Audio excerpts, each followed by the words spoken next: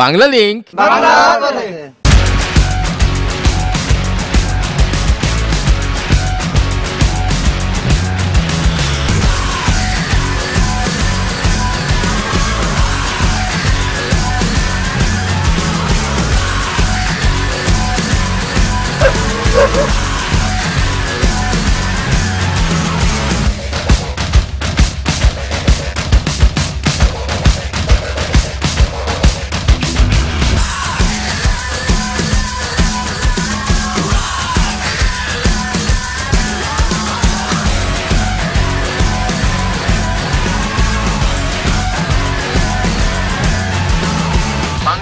বাংলার পথে বাংলা লিংক বাংলা পথে বন্ধুরা কেমন আছেন? শুরু করছি আজকের 120তম লালন মৃত্যুবার্ষিকীর স্পেশাল এপিসোডের শেষ পর্ব। আর এজন্য আপনাদের নিয়ে এসেছি ঢাকা থেকে 229 কিলোমিটার পশ্চিম অবস্থিত সাংস্কৃতিক রাজধানী কুষ্টিয়ায়। তো শুরুতে জানিয়ে দিই আমাদের প্রথম পর্বের কুইজের উত্তর বিজয়ীর নাম। প্রশ্ন ছিল বাউল সম্রাট লালন সাইজির মাজার কোন জেলায় অবস্থিত? এর সঠিক উত্তর হচ্ছে কুষ্টিয়া। এবারে 17,127টি SMS এর মধ্যে সঠিক উত্তর এসেছে 17,072টি, যার মধ্যে থেকে ভাগ্যবান বিজয়ী হয়েছেন লক্ষ্মীপুর রামগঞ্জের হোসেন আলী। কংগ্রেচুলেশনস। আর আপনারা দেখছেন কুষ্টিয়া শহর।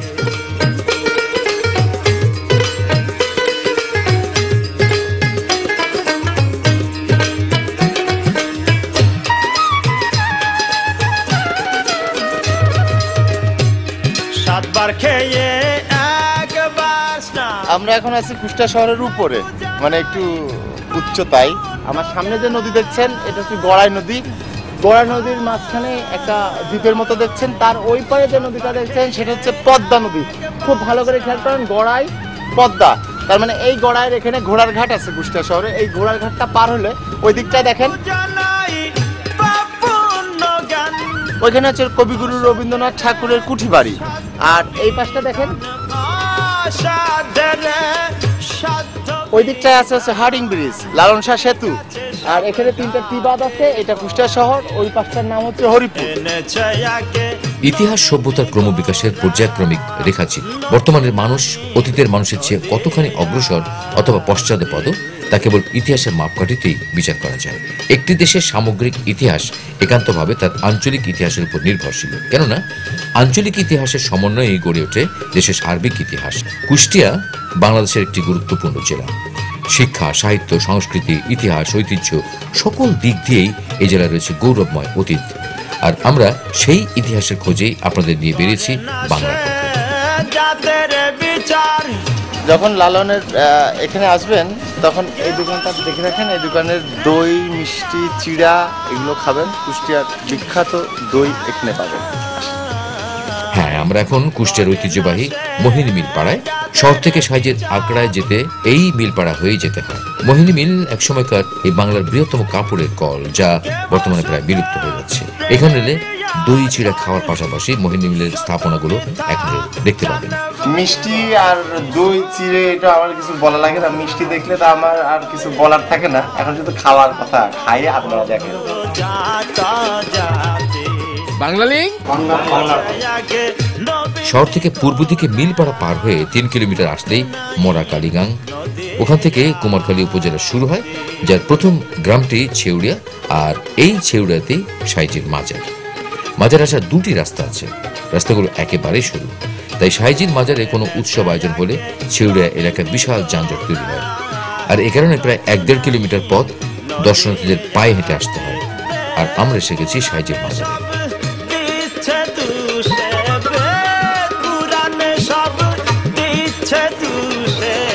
আমার সামনে সোজা যেটা দেখছেন ওটা মাজার।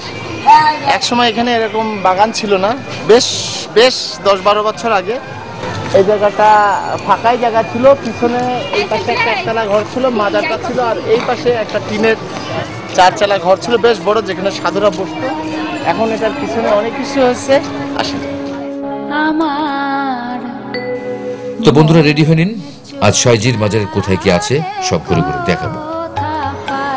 এখানটা একটা মঞ্চ ছিল, তাও এটা অনেক পরে বানানো। সে মঞ্চটা এখন নাই। এই জায়গাটা ফাঁকা মাঠ ছিল, এখন ফুলের বাগান বানানো হয়েছে। আর আসেন সামনে আর কি আছে দেখেন। কিসে বোঝায়। আজকে মেলার পঞ্চম দিন, মেলা প্রায় শেষ, তাই আজকে আপনাদের নিয়ে ঘোরার একটা ফুরসত পাচ্ছি। এবার প্রচুর ভক্ত এবং যারা বেড়াতে আসছে, দেখতে আসছে, তারা আসছে। আর এখানে দেখেন কবর, ভক্তদের কবর খুব কাছে, যারা মারা গেলে তাদের কবর এখানে দেওয়া হয়, ভিতরেও দেওয়া হয়। তো আসলে আপনারা এগুলো দেখতে পাবেন। আর এই দেখেন সাইজির মাজার।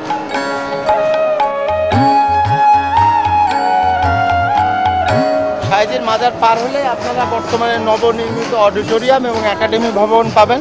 এখানে আগে অবশ্য একটা ছোট বিল্ডিং ছিল, এখন এটা 4 তলা হচ্ছে। এখানে আছে লালন মিউজিয়াম। আসেন আপনাদেরকে লালন মিউজিয়াম।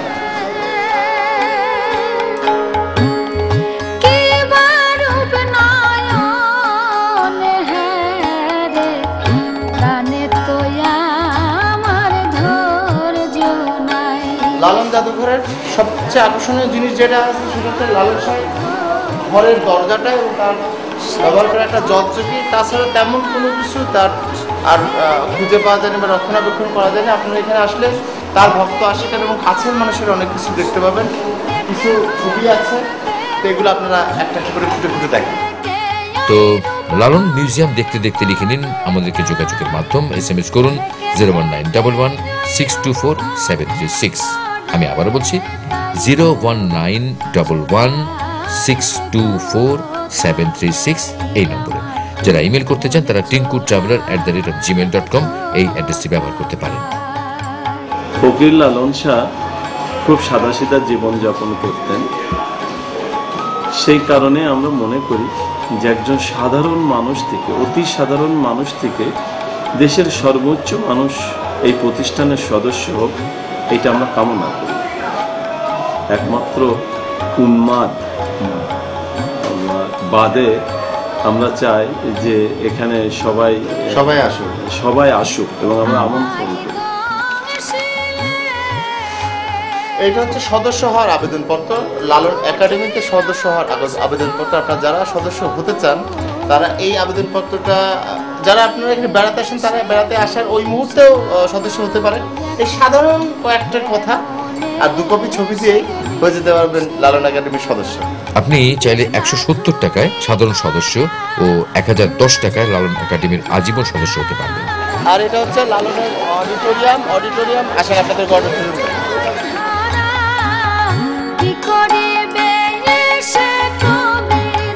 আপনারা একজনকে নিয়ে আসছি লালন, এটা অডিটোরিয়াম। এই অডিটোরিয়ামের ভিতরে একটু ঘুরে ঘুরে দেখেন। বর্তমানে এখানে পুলিশ বাহিনীর সদস্যরা রেস্ট নিচ্ছে, মানে এটা মানে একটা অস্থায়ী ক্যাম্প, সামথিং লাইক দ্যাট। তারপরেও দেখেন লালন বাজারের এই অডিটোরিয়ামটির কাজ শেষ হয়েছে বেশ আগে, তবে কিছু কিছু জিনিস যেমন সাউন্ড সিস্টেম, শীতাতপ নিয়ন্ত্রিত ব্যবস্থা ইত্যাদির কারণে এই অডিটোরিয়াম এখনো পূর্ণতা লাভ করেনি। এদিক দিয়ে চলে গেলে অডিটোরিয়ামের গেট, আর নিচে সাধু যারা আসেন তারা এখানে বসে একটু রেস্ট নেন বা থাকেন, রান্না করেন, খান, যা খুশি করে। এদের মধ্যে বৃষ্টি বাদলার সময়, রোদের সময় এখানে থাকেন। সাইজির মাজারকে ঘিরে রয়েছে একাডেমি ভবন, মিউজিয়াম, লাইব্রেরি, সঙ্গীত শিক্ষালয়, অডিটোরিয়াম, মুক্ত মঞ্চ, লালন চত্বর ও লালন দিঘি। এখানে প্রতি বছর দোল পূর্ণিমা ও মৃত্যুবার্ষিকীতে 2টি বড় অনুষ্ঠান হয়। কয় বছর যাবত আপনারা এখানে আসেন? আমরা এখানে আসি আজকে কত বছর আগের থেকে? তাও 20 বছর আগে থেকে। আপনি তখন কি দেখছিলেন মাজারে, কি ছিল? আমি আসি মাজারে দেখেছি, এই মাজারের আমার সাজির ঘরটা, আর এদিকে নদী ছিল, নদীটা, আর এই চারিদিকে গাছ গুছালে গাছপালায় আছি। লেবু গাছ ছিল, কাঁঠাল গাছ কম ছিল, আম গাছ ছিল একটা মোটা মোটা বাপ, একটা 4 ঘর ছিল। এগুলাই সমস্ত দেখেছি বাপ। আমার দাদা হুজুরের কাছে আমরা শুনেছি, দাদা হুজুরা যখন আসতো তখন এখানে নাকি ওই যখন অনুষ্ঠানটা হয়তো তখন ওই জঙ্গল কাটি নিতে হতো, তখন জঙ্গল কাটি সাধুগুরু একটু বসার জায়গাকে নিত, জায়গা কেটে নিয়ে সেই জঙ্গলের ভিতরে বসে তারা অনুষ্ঠান করে দিয়েছে। আপনারা রান্না করে খাইতেন? না বাবা, আমরা কোনদিন আসি সাজির মাজারে আমরা রান্না করে খাইনি, আমাদের সাজি কোন হালদি বসে দেয়। আচ্ছা, এই তো আমাদের বিষয় না। বাংলা লিঙ্ক,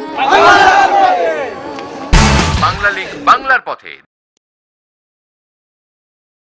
বাংলা লিঙ্ক বাংলার পথে।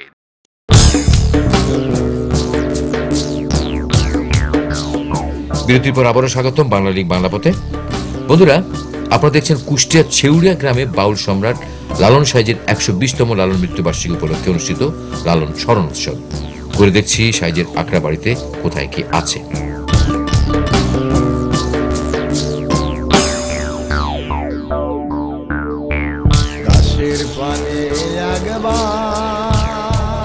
বন্ধুরা, এখানে শুয়ে আছেন চিরনিদ্রায় ফকির লালন শাহ।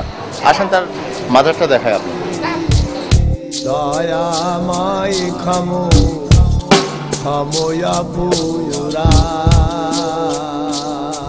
জনশ্রুতি আছে ছেউড়িয়া মৌজার লালন ভক্ত মলম শাহ কারিগর লালন ফকিরকে 16.5 বিঘা জমি দান করেন। এই দানকৃত জমির প্রায় অর্ধেকের উপর লালনের আখড়া করেছে। স্থানীয় কারিগর শ্রেণীর ভক্তবৃন্দ লালনের বসবাস ও সাধনার জন্য এই আখড়ার চারিদিকে বারান্দাওয়ালা একটা পূর্বদুয়ারি 4 চালা বড় খড়ের ঘর তৈরি করে দেন। লালন পরে এখন যেখানে তার সমাধি সেখানে একটি গোলাকৃতি বড় খড়ের ঘর তুলে বসবাস করতেন। এই ঘরেই তার ভোজন সাধন চলত। মৃত্যুর পর সেই ঘরেই তিনি সমাধিস্থ হন। সেই গোল ঘরের উপরেই বর্তমান মাজারটি অবস্থিত।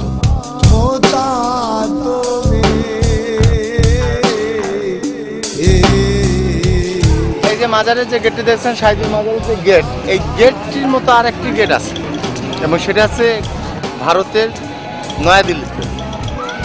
নিজামুদ্দিন আউলিয়ার মাজারের গেটটিও ঠিক একই রকম। বাংলা লিঙ্ক 5 দিন ব্যাপী লালন স্মরণ উৎসবের আজ শেষ দিন, তাই দর্শনার্থীদের আনাগোনা কিছুটা অবশ্য হালকা। বিকেল হয়ে গেছে। তো বন্ধুরা, আপনারা দেখছেন মাজারের সামনের রাস্তা ও রাস্তার পাশের দোকানের সারি। লালন চত্বর মাজারের গেটের মাঝামাঝি এলাকার বিভিন্ন ধরনের হস্তশিল্পের পসরা সাজিয়ে সারা বছর বেচাকেনা চলে এইসব রকমারি দোকানপাটে। যারা বাদ্যযন্ত্র পছন্দ করেন, একেবারে লোকাল বাংলাদেশি বাদ্যযন্ত্র, তারা লালনের এই মাজারে আখড়ায় আসলে এখানে কিছু দোকান আছে। অনেক ধরনের কুটির শিল্প, হস্তশিল্প জিনিসপত্র এখানে পাবেন এবং কিনতে অবশ্যই ভুলবেন না। এই দেখেন খমক, এটার দাম কত? 500-র উপরে। এত দাম কেন? এটা ছোট আছে, ছোট 150 টাকা আছে। এই যে দেখছেন, এই যে প্যান্ডেলটা দেখছেন, ওই পাশে ওই যে মঞ্চ, এইখানেই লালনের সমস্ত অনুষ্ঠানগুলো হয়। এখানে বক্তৃতা হয়, গান হয় সারা রাত ধরে। এই যে মানুষ আসছে, বিকেল হয়ে গেছে, আস্তে আস্তে আস্তে মানুষ আসছে। আর এই পাশটা দেখেন,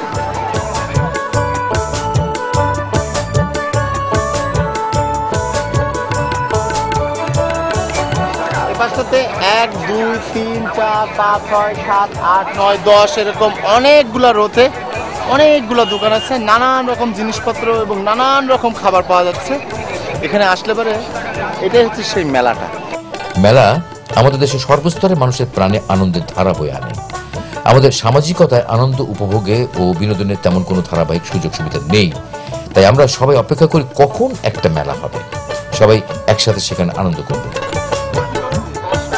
ভাই এই দেখেন, এটা হচ্ছে একটা মিষ্টি, মিষ্টির নাম হচ্ছে কদমা। আসল মিষ্টিটা হচ্ছে এই সাইজ, আর এটার সাইজ দেখেন। আরে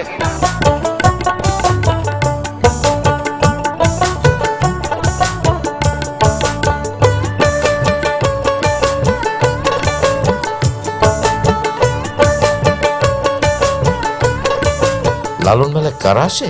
হ্যাঁ, 3 ধরনের মানুষ এখানে আসে। একদল অনুসারী, যারা সাইজের মতাদর্শের জীবন অতিবাহিত করে। একদল ভক্ত, যারা সাইজের জীবনাদর্শ, কথা, বাণী, কালামের ভক্ত। আর আরেক দল দর্শনার্থী বা অতিথি, যারা লালন সাইজিকে জানার আগ্রহে এখানে আসেন এবং যদি সঠিকভাবে সাইজিকে জানতে পারেন তাহলে তারা ভক্তে পরিণত হন। আর ভক্ত থেকেই একসময় তিনি বা তারা অনুসারীর কাতারে নাম লেখান। তো এবার সময় হলো আজকের কুইজের। প্রশ্নটি হলো, বাউল সম্রাট লালন সাইজির কততম মৃত্যুবার্ষিকী পালিত হলো? এ 119তম, বি 120তম, সি 121তম। তো সিম্পল প্রশ্নটি আরেকবার বলে দিই। বলতে হবে, বাউল সম্রাট লালন সাইজির কততম মৃত্যুবার্ষিকী পালিত হলো? এই হচ্ছে কলাই রুটি, সাথে হচ্ছে ঝালের মাখানি।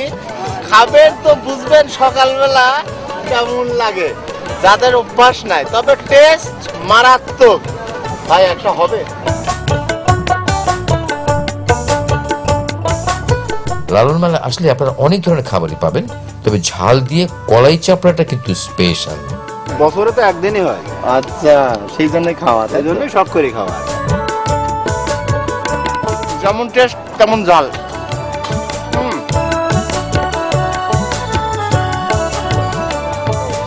এটা হচ্ছে পদ্মের চা, আর এটা হচ্ছে পদ্মের পুরি।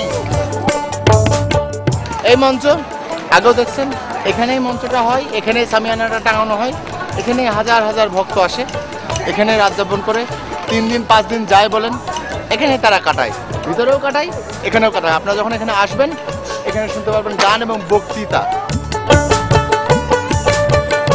আপনারা যেটা দেখলেন, এটা হচ্ছে লালনের এই উৎসবে 5 দিন যা হচ্ছে সেটা সম্পূর্ণটা সরাসরি কুষ্টিয়াবাসী দেখার সুযোগ পাচ্ছে ডিশ লাইনের মাধ্যমে। এরা এখানে 24 ঘন্টার একটা বুথ বসেছে, গত 3 বছর যাবত এটা চলছে। এবছর তারা 6টি জেলাতে একসাথে দেখানোর চেষ্টা করছে। আমরা চাই 24 ঘন্টা এই লালনকে দেখুক বাংলাদেশের মানুষ। হ্যাঁ, দূর দূরান্তে ঘরে বসে লালন সাহেবকে জানা ও উৎসব আনন্দে একাত্ম হওয়ার এটি একটি উত্তম পথ। বাংলালিংক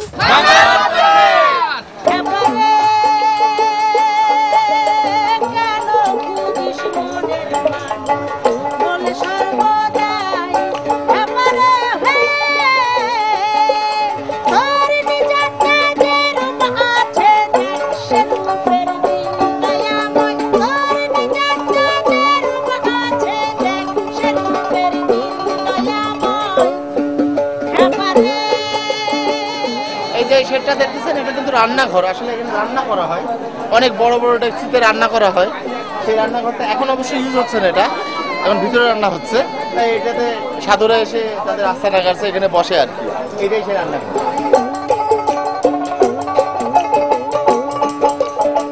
হাজার হাজার ভক্ত অনুসারী দর্শনার্থীদের জন্য রান্না করা 4টিখানি কথা না, কিন্তু সারা দিন রাত হেসেলে রান্না চলতেই থাকে এখানে। সাধু সেবার সময় হলে সবাইকেই ভোজে আমন্ত্রণ করা হয়, যে যার মতো বসে পড়ে সেবা নিতে। ভোজের একটা নিয়ম আছে, আগে পরে যে যখনই খাবার পাক না কেন খাওয়া শুরু করতে হয় একসাথে। রাতের এই ভোজকে বলা হয় অধিবস। সাইজির মাজারে ধনী গরিবের কিন্তু কোনো ভেদাভেদ নেই।